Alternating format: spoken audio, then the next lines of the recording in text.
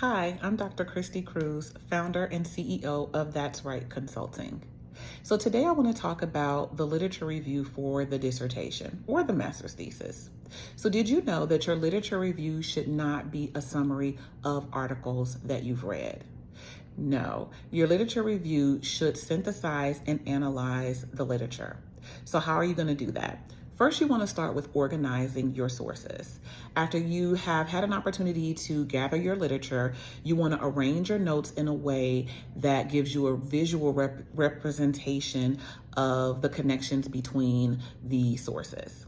I would recommend using a synthesis matrix that can help you to record what the main points of each source are and help you to document how they relate to each other. You also may want to consider a research table. And the research table is how you're going to keep point of who wrote the article, what type of source, what is the purpose, what level of evidence does it provide, and what are the major findings. And so this way, it'll be easy for you to locate the articles based on the topics that you read.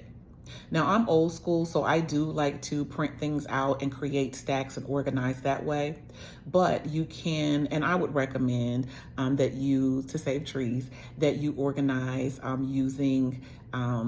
using a file system. And that can be whether you want to use a Word document, whether you want to use an Excel spreadsheet, some type of way that you're able to organize the literature.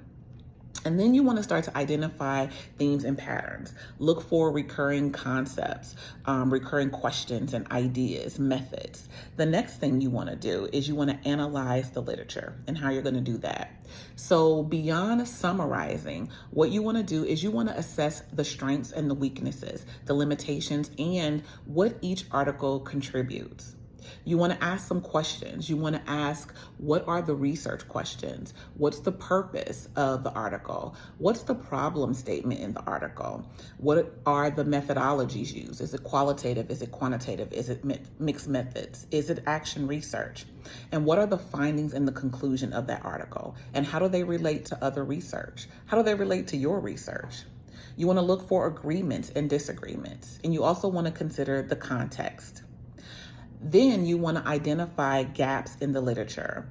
What areas are lacking in the articles? Are there specific populations that they studied? Are there specific populations that they haven't studied? So you want to make sure that you're analyzing the literature for the strengths and the weaknesses.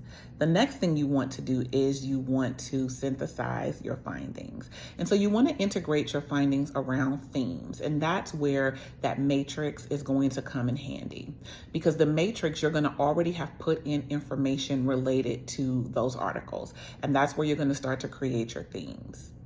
You want to show relationship between the sources. You want to explain how they build on previous research. Do they contradict previous research?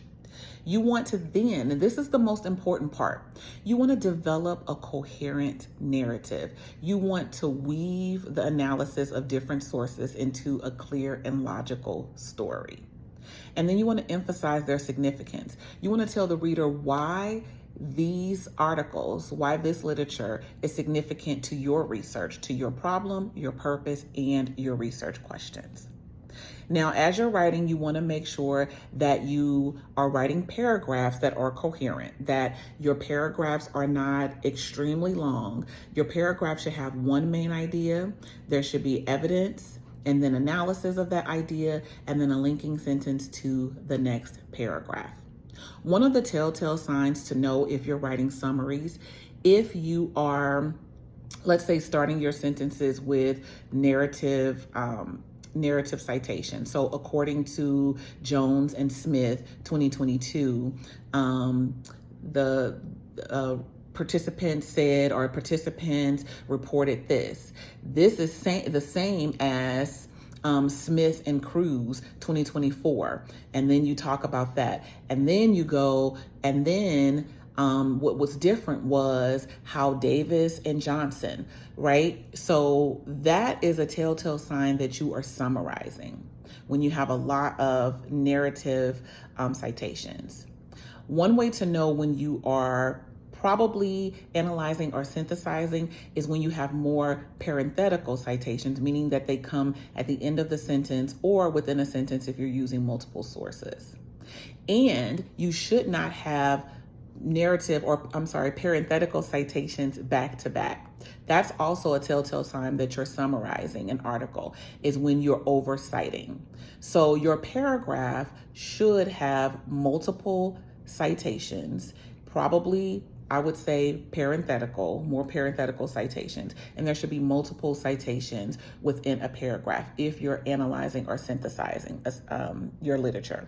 And this is not the end all be all, but it is a telltale sign if you're synthesizing and analyzing versus summarizing. So you didn't know that the literature review shouldn't be a summary. Well, that's okay, because now you know that it should be an analysis and a synthesis.